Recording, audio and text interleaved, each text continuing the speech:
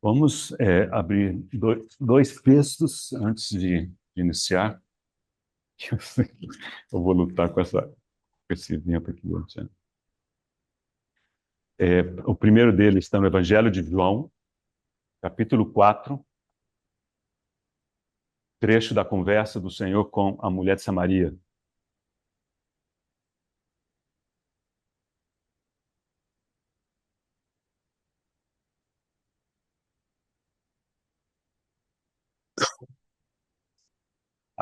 Ajustes técnicos.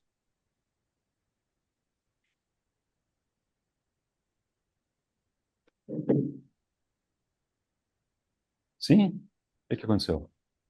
Necessário pegar o primeiro para expandir seus passos. Acho que está bom assim. Mas vai ser o vento aqui passando as folhas. Se eu der uma referência e eu ler outra, vocês já sabem o que aconteceu, né? Então, João capítulo 4, versículos 13 e 14. Afirmou-lhe Jesus: quem beber desta água tornará a ter sede. Aquele, porém, que beber da água que eu lhe der, nunca mais terá sede. Pelo contrário, a água que eu lhe der será nele uma fonte a jorrar para a vida eterna. E agora em Efésios capítulo 5, Efésios capítulo 5.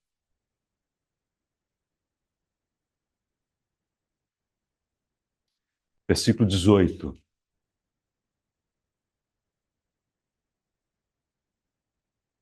E não vos embriagueis com vinho no qual há dissolução, mas enchei-vos do Espírito.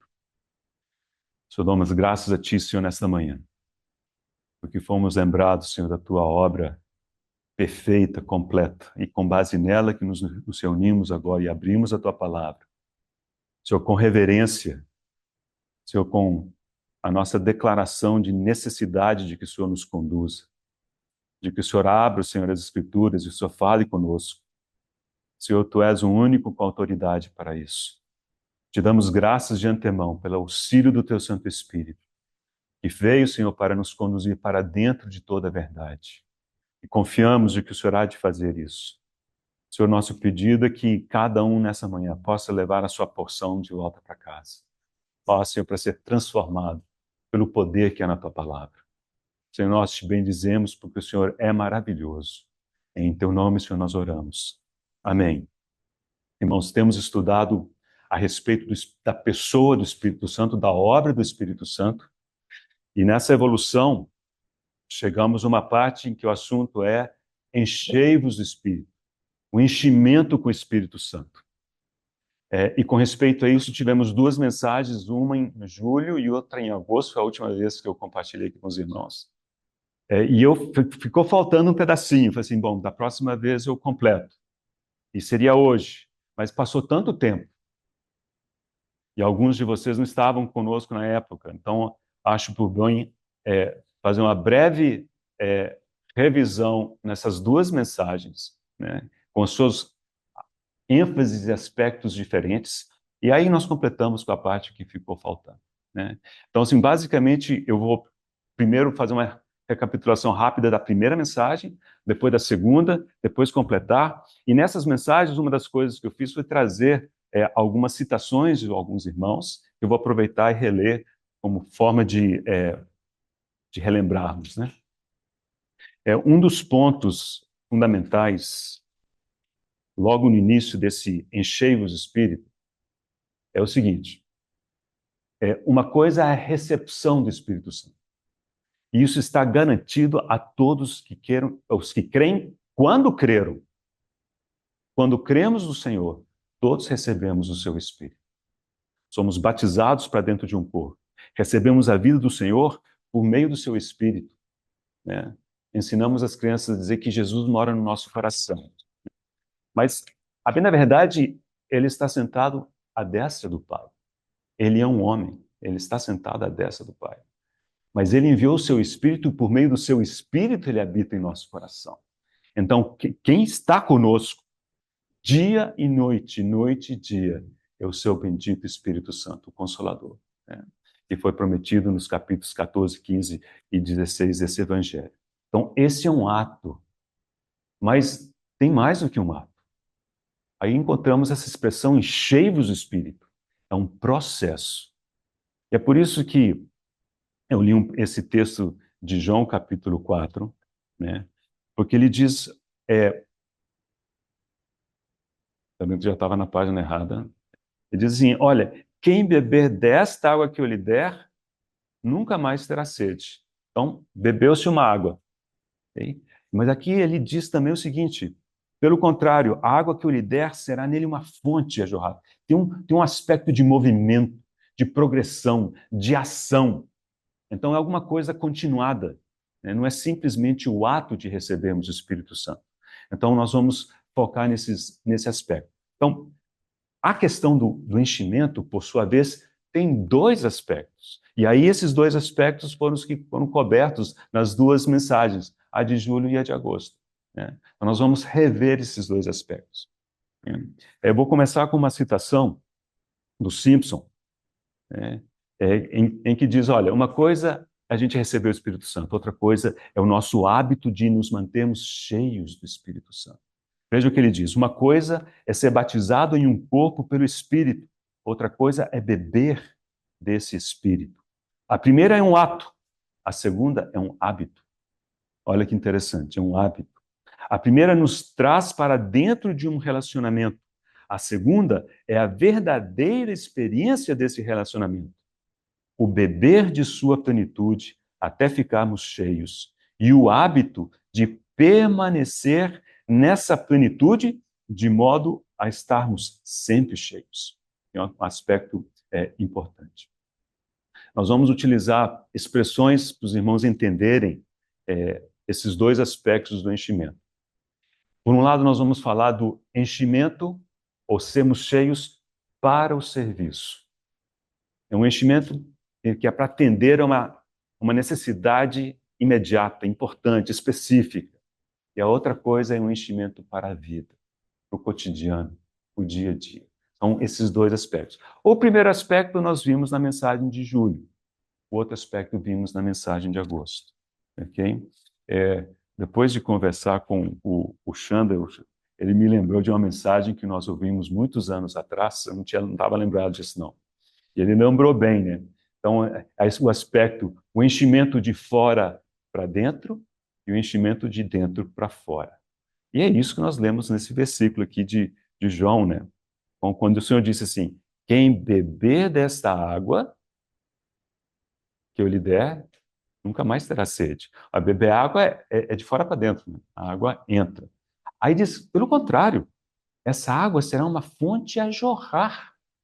É de dentro para fora. Tem os dois aspectos. São dois aspectos com características diferentes e absolutamente necessários, tanto um quanto o outro, né? Então, queremos ver esses dois aspectos em forma de revisão das duas mensagens. Por falar nisso, eu tenho a sequência das gravações que o Atílio tem nos ajudado, né, desde o início. Então, foi agosto do ano passado. Então, se alguém tiver interesse, é só entrar em contato comigo, está fácil de passar a lista de links de todas essas mensagens, ok? Ok, então, vamos começar com a primeira. A primeira é o aspecto, né, do enchimento para o serviço, para atender uma urgência, deixa eu colocar dessa maneira, né? Esse é o enchimento de fora para dentro. E para descrever isso, o Novo Testamento usa uma palavra grega, que é plethos, né, que é diferente da outra que ele utiliza para o outro aspecto. E plethos é encher, né? É preencher, encher até a borda. E Lucas é o único escritor que usa essa palavra com respeito a pessoas. Os outros evangelistas usam cheio, mas cheio assim para 12 cestos cheios, né? Então, não sei o que estava cheia, a casa estava cheia, esse tipo de coisa. Mas Lucas somente utiliza esse adjetivo aplicando a pessoas. Então, são 8 ocorrências, nós vimos na época as 8, nós não vamos ver nenhuma, 3 no Evangelho, as outras 5 no livro de Atos, né? Então, nós passamos por essas 8 ocorrências da palavra plétos. Então, deixa eu mencionar rapidamente os 4 irmãos que, na época, eu havia trazido coisas, falei dos irmãos, falei das opiniões deles com respeito a isso. O primeiro que eu vou mencionar é do bispo Moll. Então, ele tem a seguinte expressão: enchimento crítico, esse primeiro, é para alguma coisa. Então, se aparece alguma coisa que tem que ser feita ou dita, e a gente se sente incapaz. E a gente precisa da visitação do Senhor, do enchimento do Senhor.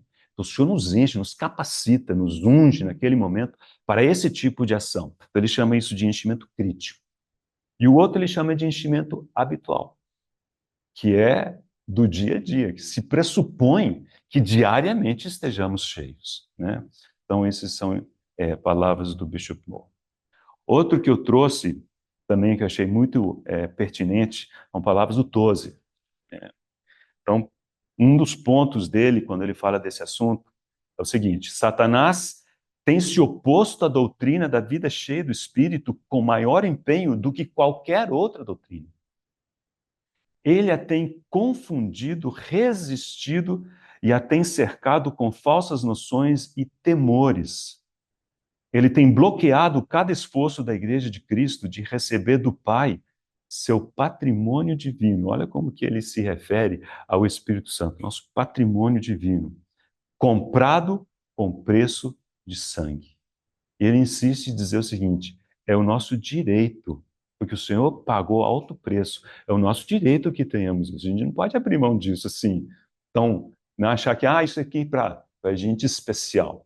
Veja o que ele diz: a vida cheia do Espírito não é algo extra ou adicionado, não é uma edição de luxo da vida cristã, mas é parte do plano completo de Deus para o seu povo, para todos o seu povo.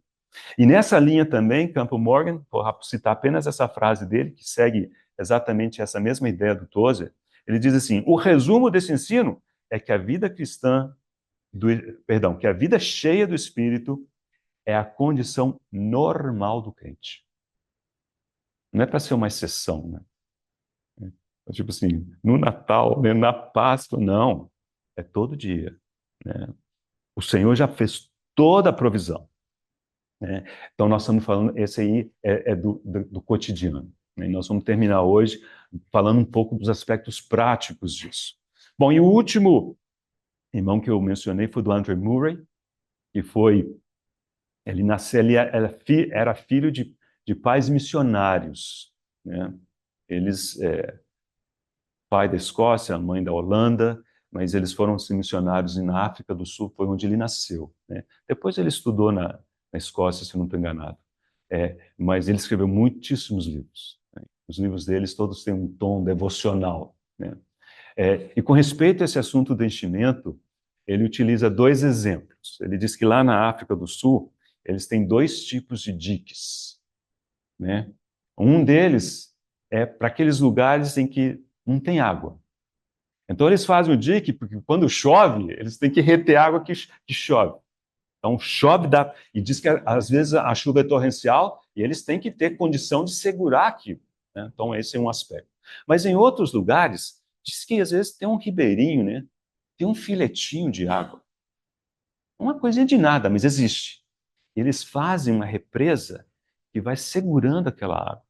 E ainda que seja só um filetinho, dia após dia, hora após hora, aquilo vai, enche, enche, enche. Mas tem que haver essa preocupação de fazer esse reservatório, senão não segura, né? Então tem esses 2 aspectos. E eu achei que esses 2 aspectos estão muito relacionados com esses 2 aspectos do enchimento do Espírito que estamos considerando. Okay? Muito bem. Então, dou por revista, né, a primeira mensagem. Okay? Na segunda, nós talvez gastemos um pouquinho mais de tempo. A segunda mensagem, então, é o aspecto. Então, antes de falar disso, as 8 ocorrências que Lucas usa de plethos, que é aquele enchimento, vocês podem passar por elas. Toda vez que a pessoa é cheia do Espírito, logo depois ela fazer alguma coisa, digamos, incomum. Às vezes uma palavra profética, às vezes uma oração, às vezes uma manifestação em línguas, às vezes uma coisa aqui, até, era algo de incomum. Então era muito claro que era um enchimento específico para aquilo. O que não quer dizer que aquilo ia se repetir indefinidamente. Que, aliás, é um conceito que às vezes as pessoas têm, né? Faz uma vez é para sempre. Não é assim, né? É tudo de acordo com a disposição da vontade de Deus. Ele planeja, ele executa, né? Muito bem, então, aqui entramos naquele aspecto do cotidiano, do enchimento para a vida, né? Eu vou começar com um exemplo que parece nos ajuda, está em Atos capítulo 6. Atos capítulo 6,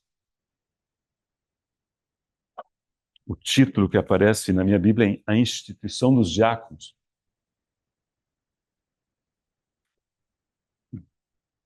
Imagino que os irmãos lembrem da história, né? Atos 6, a partir do versículo 1.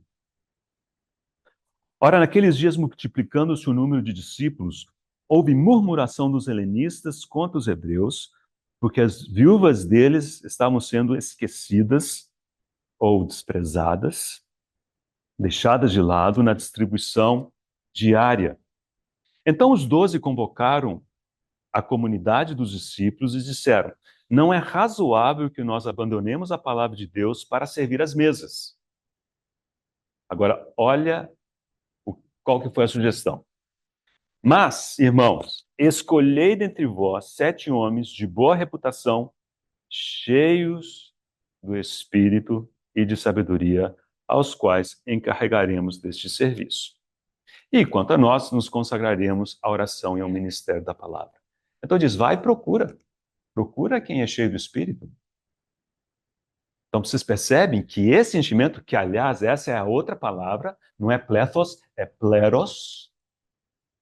E um derivado dessa palavra, pleroma, é o que é traduzido na nossa na tradução em português por plenitude. Então tudo tem a ver com esse estar cheio. Era uma coisa reconhecível, né? Porque ele fala assim, vai, busca, escolha entre vocês, né? 7 pessoas cheias de espírito e de sabedoria. Então era uma coisa reconhecível. Eles não tinham que esperar algum evento específico acontecer para dizer, opa, esse, pega, né? Não, vai lá e procura. Então tem que ser esse aspecto do enchimento para a vida, tem que ser alguma coisa que a gente desenvolva, né? E que terá consequências perceptíveis. É uma coisa que se percebe, que você consiga, né, reconhecer. Então, está muito claro que aqui é um pouco diferente. E logo depois não tinha nada de extraordinário acontecendo. Era para quê? Servir as mesas. Era coisa do cotidiano, né? Era para o dia a dia. Esse é o enchimento para a vida, né? Trouxe um parágrafo do Scofield. Então também nessa segunda mensagem, também trouxe alguns dizeres de irmãos. E o Scofield, nesse parágrafo, diz assim, o enchimento com o Espírito é tanto um ato como um processo.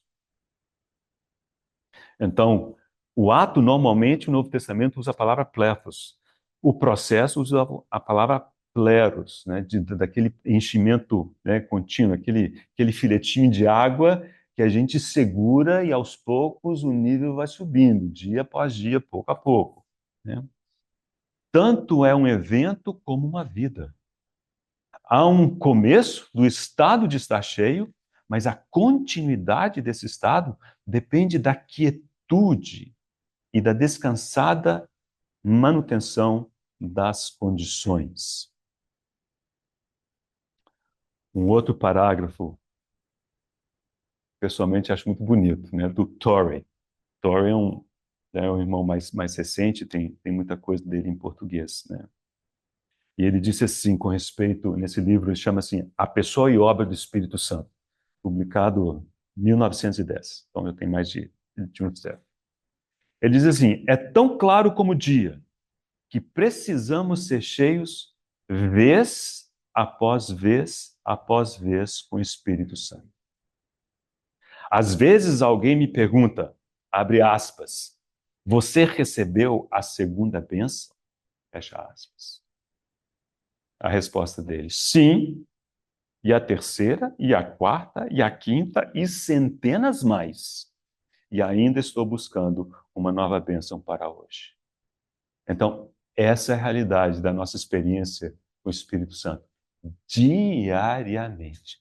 É verdade, irmãos. Há momentos em que coisas diferentes podem acontecer, demandadas pelo momento, pela necessidade, autorizadas pela vontade de Deus, executadas por Ele, porque o Espírito faz como lhe apraz. Vocês lembram desse texto? 1 Coríntios? Nós damos muita ênfase nisso. É como lhe apraz, não é como te apraz. Nós precisamos estar atentos, né? E que o Senhor, quando decidir, determinar, desejar, então é que Ele encontre em nós canais, né? Para executar a vontade dEle. Outro parágrafo do irmão Simpson.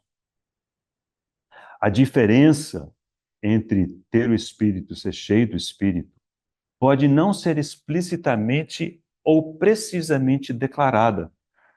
Nossas teorias e definições podem ser falhas e provavelmente é desnecessário que compreendamos tudo sobre isso de um ponto de vista teórico. O mais importante é que o desejemos e o busquemos persistentemente. Todas as condições divinas transcendem nosso entendimento e nossas experiências mais reais, intensas e importantes, frequentemente não conseguimos, né, expressar com palavras. Se eu não estou enganado, foi o irmão Spurgeon que falou o seguinte: não importa se você consegue explicar o que aconteceu, mas importa que você experimente, né? A vida cristã é uma vida de experiência. E a gente quer rotular as coisas, né? A gente abre a Bíblia e fala assim, mas isso aqui é isso ou é aquilo? A gente às vezes quer rotular, quer dar nomes, quer entender a sequência, os mecanismos. Irmãos, muitas coisas são mistério. E Deus quer que permaneça um mistério, né? Sabe, se a gente entender os mecanismos, sabe o nosso grande perigo? A gente tentar mecanizar as coisas, tentar reproduzir aquilo, né? E aí se foi a realidade. Aí entra a nossa carne, querendo reproduzir, né, coisas parecidas. E esse é o começo da morte. A gente toca a morte e a gente não mais agrada a Deus, a água se esvai e não sabemos exatamente por quê. Então, tem coisas que tem que ficar mesmo na experiência, você não sabe, você tem certeza que aconteceu. Você tem certeza que foi o Senhor. Aí alguém vai dizer, explica. Não sei explicar. Irmãos, não tem problema nenhum. Nenhum a gente não saber explicar, né? Bem, então nós vamos terminar eh, essa segunda parte da questão dessas diferenças entre os dois aspectos com um exemplo. Aliás, são dois exemplos, mas nós vamos ler um que pessoalmente achei eh, muito pertinente enquanto exemplo, enquanto ilustração, né? Vamos abrir no segundo livro de Reis,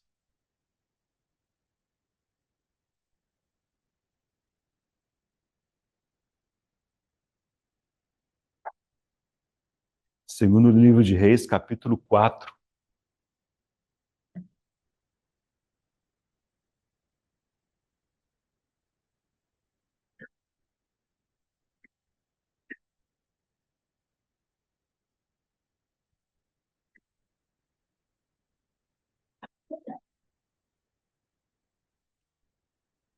A partir do versículo 1. Certa mulher, das mulheres dos discípulos dos profetas, clamou a Eliseu, dizendo: meu marido, teu servo, morreu. E tu sabes que ele temia o Senhor. É chegado o credor para levar os meus 2 filhos para lhe serem escravos. Eliseu lhe perguntou: que te hei de fazer? Essa pergunta lembra a pergunta do Senhor, lembra? Por exemplo, quando ele encontrou o cego em Jericó, clamava, né? Filho de Davi, tem misericórdia.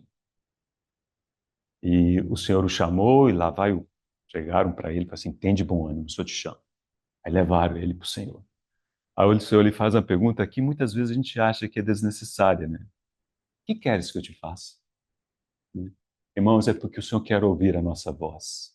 Quer ouvir que nós declaremos o que nos falta, o que nós desejamos que Ele faça por nós, né? E aqui Eliseu foi nessa linha, falou assim: que te hei de fazer? Dize-me. Agora, logo depois, não, acho que nem esperou a resposta dela. Talvez fosse só mesmo para provocar, assim, bom, o que eu quero mesmo? Né? Agora, essa pergunta é tão importante. Dize-me o que é que tens em casa. Então, avalia. O que você tem em casa? E ela respondeu: tua serva tem nada em casa. E logo depois ela completou: senão uma botija de azeite. Vamos acabar de ler e a gente volta nesse ponto, ok? Então disse ele: vai, pede emprestadas vasilhas a todos os teus vizinhos, vasilhas vazias, não poucas. Então entra e fecha a porta sobre ti e sobre os teus filhos, e deita o teu azeite em todas aquelas vasilhas. Põe à parte a que estiver cheia. Partiu, pois, dele e fechou a porta sobre si e sobre seus filhos. Estes lhe chegavam as vasilhas e ela as enchia. Cheias as vasilhas, disse ela a um dos filhos: chega-me aqui mais uma vasilha. Mas ele respondeu: não há mais vasilha nenhuma. E o azeite parou. Então foi ela e fez saber ao homem de Deus. Ele disse: vai, vende o azeite e paga a tua dívida, e tu, teus filhos, vivei do resto. Tudo começou com Eliseu falando o seguinte: olha, vamos, faz um inventário, o que você tem em casa? E a primeira reação dela foi dizer: não tem nada. Aí, fala assim: não, se não, uma botija com azeite. Como nós precisamos de chegar nesse sinal? Muitas vezes a gente tem essa impressão, né? Nós não temos nada, nada, zero. E sobre certo aspecto, sim, mas temos uma porção do Espírito Santo que nos foi dado. Nós podemos dizer, se não uma botija, um tiquinho de azeite. Mas, irmãos, tudo começa aí. Tudo começa ali. Vocês lembram quando o Senhor multiplicou os pães? Em duas ocasiões. Numa ocasião, que é a segunda, ele perguntou assim, mesma coisa. Quantos pães tendes? Eles foram lá, 7. O que era aquilo para a multidão? Nada, mas é importante. É 7. Porque a partir dali se deu o quê? A multiplicação. A partir desse pouquinho de azeite, né, aquilo foi sendo multiplicado. E foi sendo multiplicado à medida que ela esvaziava aquele tiquinho. Né? Imagina se ela tivesse aquela ação: ah, não, se eu passar aqui, eu vou perder o pouco que eu tenho. Né? Mas ela foi virando, enquanto ela virava, estava descendo azeite. Mas foi a conta de encher a última vasilha. E o texto diz que o azeite parou. Né? Deus nos enche até o nosso limite. Você acha que o que você receber é pouco? Então, os seus limites precisam ser alargados. Né? Certa vez o Spurgeon diz o seguinte: às vezes reconhecemos que não temos como receber mais do Senhor, mas a gente quer mais. E é um desejo justo. Como é que Deus faz? Ele não vai desperdiçar o azeite, né? Para entornar. Ele provavelmente vai quebrar esse vasilhame, fazer outro, e o segundo é mais largo, o segundo é maior. Né? Mas precisa passar por um processo de tratamento. Né? Esse nosso alargar diante de Deus precisa acontecer. E não há algo que, né, muitas vezes é agradável, fácil, porque é, é igual, sim, para fazer exercício, enquanto você não sente alguma dor muscular, realmente você não fez nada, você não progrediu, você não avançou, né? Tudo que nos exige, né, algum crescimento acaba doendo um pouco, igual aprender. Quando a gente estuda, tem hora que realmente nos exaure, mas enquanto isso não acontece, né, o fato é que a gente não avança. Né? Então, eu só tenho um pouquinho. Irmãos, não tem problema. Né? Cada um na sua medida. Tem aqueles copinhos pequenininhos, tem os maiores, tem os maiores. O importante é que cada copo esteja cheio. O Senhor conhece as nossas limitações. Ele conhece cada um. A nossa preocupação não é o quanto que eu tenho, mas se eu estou cheio até o meu limite, né? E aí o Senhor vai nos dando mais graça. O Senhor vai lidando conosco. O Senhor vai nos alargando, né? Nesse caminhar. Esse é o enchimento para a vida, né? Muito bem. Mas como é que termina então essa bonita história? Observaram os dois aspectos aqui? Por um lado, ele disse: vai, vende o que tens, o azeite, e paga a tua dívida. Esse é o aspecto da crise. Havia um problema para ser resolvido. Pagar uma dívida. Então teve um enchimento para aquilo, para pagar essa dívida. Mas sobrou. E aí ele disse: vai, e do que sobrou, vivei, tu e os teus filhos. Esse é um enchimento para a vida. E quando o Senhor multiplicou os pães e os peixes, foi igual, não foi? Havia uma crise, havia uma necessidade, que era alimentar a multidão. Então ele fez né, aquela multiplicação, e a multiplicação não foi de repente, não apareceu, não. Foi na medida em que foi partindo, né? Olha o processo ali. Foi partindo e não acabava. O pão não acabava, partia, dava, e o peixe igual essa vasilha, vai descendo a vasilha de azeite. Não apareceu um abracadabra e de repente todas as vasilhas que eles tinham levado para dentro de casa apareceram cheias de azeite. Não foi assim. Foi na medida em que ela foi virando. Tem todo um processo. E isso nos fala do nosso enchimento do dia a dia, né? Então o Senhor fez a multiplicação, alimentou a multidão. Mas, tanto num caso quanto no outro, o pessoal levou cestos cheios para casa. Então, tem um enchimento para atender a uma crise, para atender a um momento, uma demanda específica. E existe também, né, o enchimento, a multiplicação necessária para o nosso gasto diário, né, para o nosso dia a dia. Como dependemos do Espírito Santo para o nosso dia a dia. Irmãos, então, com isso, digamos, terminamos essa segunda parte, a segunda mensagem. Então, deixa eu rapidinho, o tempo que me resta, acho que é o suficiente. Deixa eu mencionar um pouco a parte que eu queria trazer para os irmãos. Na época eu já sabia que ia ser muito, não ia dar conta, por isso não forcei a barra. E agora sim, queremos olhar esse aspecto ainda do enchimento diário para a vida, né?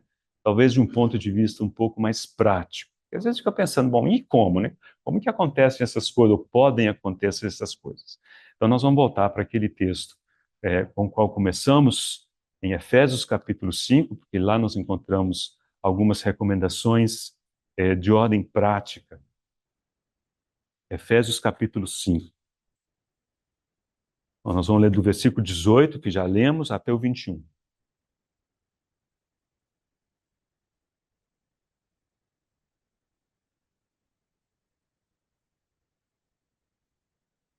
Vou começar do 18, mas depois, quando os irmãos meditarem, começa do início do capítulo 5, né? Porque isso tá inserido num bloco, né?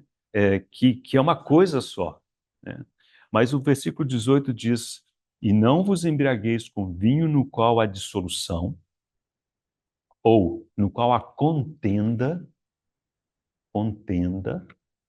briga, né? Mas enchei-vos do Espírito. E agora nós vamos ver o contrário da contenda, né? E como alguém já disse, bom, alguém poderia perguntar assim, bom, enchei-vos do Espírito. Esse é um imperativo, né? O outro enchimento, para a crise, nunca é imperativo, porque não depende de nós. É o Senhor que executa.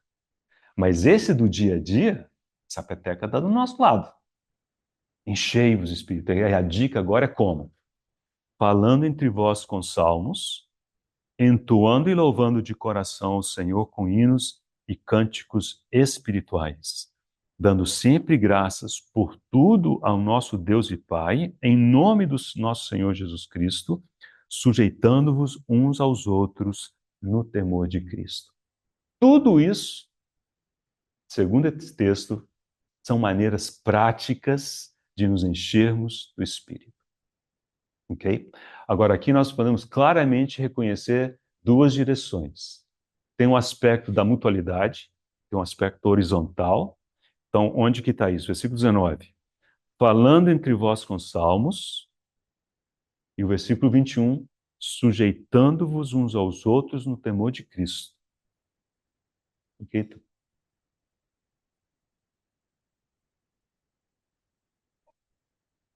O Daniel está fazendo sucesso aí.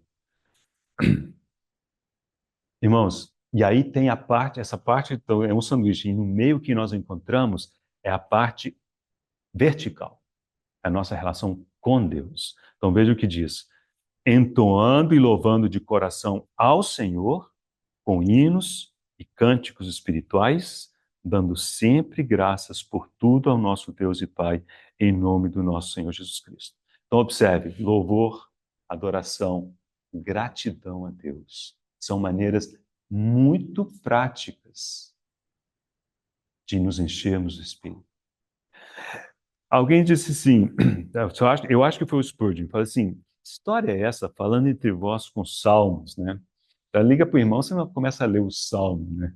119 vai pagar muito caro. Oi? 119 vai pagar muito caro. Exatamente.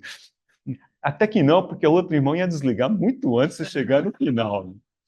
Bom, mas o irmão Spurgeon vira e disse uma coisa que, na época, me fez muito sentido, e depois eu acho que foi confirmado, e eu vou ler esse texto para os irmãos também. Ele diz o seguinte: olha, você abre o livro de Salmos, nós encontramos praticamente de tudo que diz respeito à vida cristã ali. Encontramos não somente adoração, louvor a Deus, gratidão, encontramos contrição, encontramos doutrina, encontramos profecia, encontramos ensino. Então, esses são os assuntos que deveriam governar as nossas conversas. Falando entre vós com salmos, significa instruindo-nos uns aos outros com esse tipo de coisas, né? Não jogando conversa fora, falando de, sabe, tantas outras coisas que não vão acrescentar, não vão, digamos, nos encher, contribuir para o nosso enchimento diário no Espírito. E tem um outro aspecto aqui, né? Quando fala sujeitando-vos uns aos outros no temor de Cristo. Depois, os irmãos seguirem a leitura, né? Até 6:9, nós temos o detalhamento desses sujeitai-vos. Então, fala da sujeição, aí tem 3 pares. Lida do par marido, mulher, né? Mas ele começa com as mulheres e maridos. Depois, filhos e pais. Depois, servos e senhores. Então, praticamente, ele cobre todas as nossas relações interpessoais e, em todos os casos, qual que é a ênfase? A ênfase é como ao Senhor. Como ao Senhor, né? Os senhores falam assim, olha, você não maltrata o seu servo, não? Lembra que você tem o Senhor no céu. Os servos, ele diz, olha, você vai servir, mas não serve sob vigilância. Serve como se você estivesse servindo ao Senhor, né? As mulheres submissas como ao Senhor. Os maridos amem as esposas porque o Senhor ama a sua igreja. Os filhos, por causa do Senhor. Os pais, não, né, irritar os filhos, não desanimá-los, mas encorajá-los no Senhor. É por isso que essa frase diz, sujeitando-vos uns aos outros no temor de Cristo. E aqui eu quero sugerir que aqui nós temos um caminho de mão dupla, ou seja, uma rua de mão dupla. Por um lado, é uma maneira prática de nós nos enchermos do Espírito. E por outro lado, não há qualquer chance de nós nos sujeitarmos uns aos outros no temor de Cristo, a menos que sejamos cheios de Espírito. Sem chance. Sem chance. Se você não tiver cheio do Espírito, não precisa nem passar do versículo 22. Porque vai ser um fracasso após outro fracasso. Irmãos, lembrem, né, que o irmão Mário tem trazido para nós. Nós só temos 2 opções, né? Ou estamos cheios de Espírito, ou quem está mandando no pedaço é a carne. Agora imagina se a carne vai se sujeitar a essas coisas. Paulo aos Romanos diz que a carne não se sujeita à lei de Deus, nem pode estar sujeita à lei de Deus. Não se sujeita. Vai se sujeitar uns aos outros? Não. Só tem um caminho: sermos cheios de Espírito.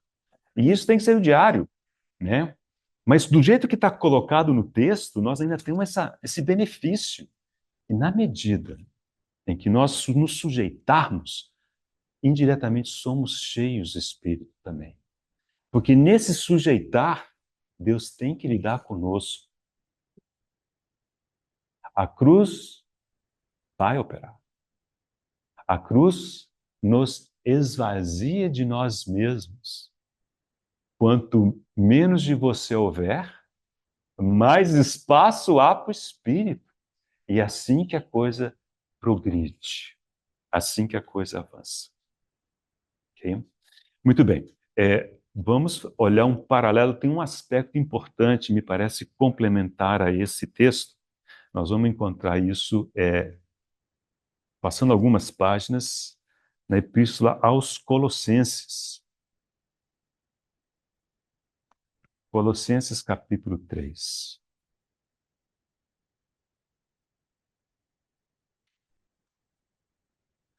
Quero chamar a atenção dos irmãos para o paralelo que existe entre esse texto em Colossenses e aquele que acabamos de considerar no livro de Efésios. Versículo 16. Habite ricamente em vós a palavra de Cristo. Observe agora o aspecto da mutualidade, o aspecto horizontal. Instruí-vos e aconselhai-vos mutuamente em toda a sabedoria. Agora o lado vertical. Louvando a Deus com salmos e hinos e cânticos espirituais, com gratidão em vosso coração. E tudo o que fizerdes, seja em palavra, seja em ação, fazei em nome do Senhor Jesus, dando por ele graças a Deus Pai. E agora, os aspectos da mutualidade são exatamente os mesmos três pares. Esposas, maridos, pais, filhos, servos, senhores, capítulo 4, versículo 1. Então, está estabelecido o paralelo, ok? Agora vamos tentar achar a correspondência. Ao que vocês creem que aparece lá, aquele texto lá em Efésios diz assim, enchei-vos de Espírito. Qual que é o equivalente aqui? Oi? Eu não entendi uma palavra do que você disse, irmão. Ah, sim. Amém. Enchei-vos da palavra. Enchei-vos da palavra. Então, irmãos, existe, como se fosse os dois lados de uma moeda. Que é uma forma muito prática de se encher do Espírito. Encha-se da palavra que ele inspirou. Toda a Escritura é inspirada, é soprada por Deus, o sopro de Deus, o Espírito de Deus, e útil para o ensino, para a correção, para a repreensão, para a educação na justiça. Ok, vamos continuar aqui. Instruí-vos e aconselhai-vos mutuamente em toda a sabedoria. Paralelo a quem? Falando entre vós com salmos. Percebe como que a gente começa a entender o que certas expressões da Bíblia significam? Procure os paralelos, né? Bata texto com texto. Então, esse falar entre vós com salmos é realmente nos instruirmos mutuamente, com toda a sabedoria. A sabedoria é uma pessoa, é o Senhor. Então, nós precisamos nos encher do Senhor, da sua palavra. E isso tem que ser o nosso assunto, esse tem que ser o nosso encorajamento mútuo. E agora, essa parte referente a Deus é praticamente idêntica que encontramos lá, né? Louvando a Deus com salmos e hinos e cânticos espirituais, com gratidão em vosso coração. E tudo o que fizerdes, seja em palavra, seja em ação, fazei-o em nome do Senhor Jesus, dando por ele graças a Deus Pai. De novo, aqui, o único jeito de podermos oferecer a Deus de forma agradável tudo o que a gente faz é só se estivermos cheios de Espírito, né? Se estivermos cheios de Espírito, então sim, não poderemos fazer isso. Vamos concluir com um outro texto paralelo que me parece que estabelece muito bem essa conexão firme que existe entre o Espírito Santo e a palavra de Deus, né? Ok. Capítulo 24 de Lucas descreve eventos, primeira parte do capítulo, que é boa parte do capítulo. Eventos que aconteceram no domingo de ressurreição. Ok? Então, toda aquela história dos discípulos, né, na estrada para Emaús, aquilo aconteceu no domingo que o Senhor ressurgiu. Né? Então, os irmãos lembram dessa história, o Senhor falou com eles e fez que ia passar adiante. Aí eles falaram, não, já está tarde, o constrangeram a ficar. E quando foram tomar a refeição, ele tomou o pão, deu graças e os olhos deles foram abertos. É o Senhor, né? Tem que ser essa a nossa realidade sempre que nos reunimos para partir o pão. Diante da mesa, né? Realmente reconhecer, ver o Senhor. Para a conta deles verem o Senhor desapareceu deles. O Senhor sabe, né? E eles ficaram. Será que não nos ardia o coração, não nos queimava o coração quando ele nos expunha as Escrituras pelo caminho? E correram de volta para Jerusalém, encontrar com a turma que lá estava, ok? E então ele foi lá e o Senhor apareceu aos discípulos. Agora nós lemos a partir do versículo 44. A seguir, Jesus lhes disse: São estas as palavras que eu vos falei, estando ainda convosco. Importava se cumprisse tudo o que de mim está escrito na lei de Moisés, nos profetas e nos salmos. Então lhes abriu o entendimento para compreenderem as Escrituras. E lhes disse: Assim está escrito, que o Cristo havia de padecer e ressuscitar dentre os mortos no terceiro dia, e que em seu nome se pregasse o arrependimento para a remissão de pecados a todas as nações, começando de Jerusalém. Então o Senhor deu a eles, né, lhes abriu o entendimento para compreenderem as Escrituras naquela noite, né? Muito bem. Agora, um outro evangelista que relata eventos naquela noite é João. Vamos ver como que João coloca essas coisas, né? Junto com vários outros, tem muitos estudiosos que pensam que esse relato que vamos ler aqui é o mesmo evento lá de Lucas, só que narrado por um outro evangelista, né? Eu sinto que também é o mesmo momento. Versículo 19, capítulo 20 de João. Ao cair da tarde daquele dia, o primeiro dia da semana, trancadas as portas da casa onde estavam os discípulos com medo dos judeus, veio Jesus, pôs-se no meio e disse-lhe: Paz seja convosco. E dizendo-lhes isto, lhes mostrou as mãos e o lado. Alegraram-se, portanto, os discípulos ao verem o Senhor. Disse-lhe, pois, Jesus outra vez: Paz seja convosco. Assim como o Pai me enviou, eu também vos envio. E, havendo dito isto, soprou sobre eles e disse-lhes: Recebei o Espírito Santo. Será que não foi assim que ele abriu, né, o entendimento para eles entenderem as Escrituras? Irmãos, não há como entendermos as Escrituras sem a revelação do Espírito Santo. A mente humana não vai passar da letra, de um conceito, mas nunca vai tocar na realidade espiritual.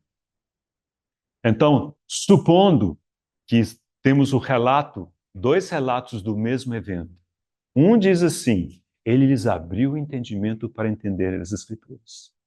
E o outro diz: ele soprou sobre eles e disse: recebei o Espírito Santo. Agora, sobre a questão do receber ou não nesse momento, nós já detalhamos esse texto em algumas mensagens para trás, não volto nesse ponto. Mas o ponto aqui é perceber que temos uma moeda com dois lados. De um lado, o Espírito Santo. Do outro lado, a palavra que o Espírito inspirou.